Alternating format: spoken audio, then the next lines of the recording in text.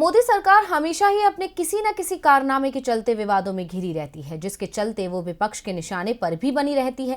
विपक्ष का दावा है कि मोदी सरकार को नियमों के विरुद्ध चलने की आदत हो गई है। सरकार हर संस्था को अपने नियंत्रण में लेने की कोशिश कर रही है और अब पीएमओ में कुछ ऐसा हुआ है जिसके बाद सरकार एक बार फिर विपक्ष के निशाने पर आ गई है। तो क्या है मामला, देखिए इस रिपोर्ट में। प्रधानमंत्री कार्यालय की ओर से 16 नवंबर को बुलाए गए वर्चुअल अनौपचारिक बातचीत में मुख्य चुनाव आयुक्त सुशील चंद्रा और 2 चुनाव आयुक्त राजीव कुमार और अनूप चंद्र पांडे शामिल हुए। चुनाव आयुक्तों की पीएमओ में इस तरह की बैठक से विवाद शुरू हो गया है।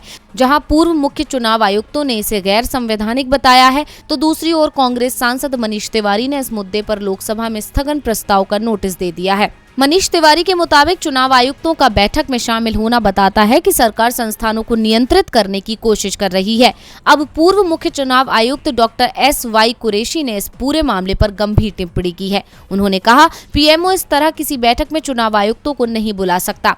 अगर इसे औपचारिक बातचीत बताया जा रहा है तो भी ये गलत है। औपचारिक बातचीत क्या होती है? सरकार के साथ चुनाव आयुक्तों की इस तरह औपचारिक और अनौपचारिक बैठक नहीं हो सकती। डॉक्टर कुरैशी ने दावा किया कि चुनाव आयोग ने पहले इस तरह कभी भी बैठक सरकार के साथ नहीं की है।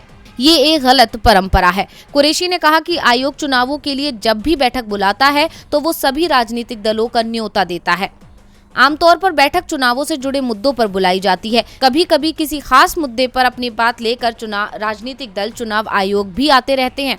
कुरैशी ने आगे सवाल करते हुए कहा कि क्या पीएमओ या पीएम खुद चीफ जस्टिस ऑफ इंडिया को ऐसे बुला सकते हैं? सुप्रीम कोर्ट और चुनाव आयोग बराबर हैं। चुनाव आयोग एक स्वतंत्र संवैधानिक संस्था है और पीएमओ इस तरह चुनाव आयोग को बैठक में शामिल होने के लिए नहीं कह सकता है। अब कुरैशी के बयानों और सवालों ने विपक्ष के आरोपों को सही साबित कर दिया है कि सरकार सभी संस्थाओं पर नियंत्रण करना चाहती है ताकि सब कुछ उसके हिसाब से चले। DV लाइव की रिपोर्ट।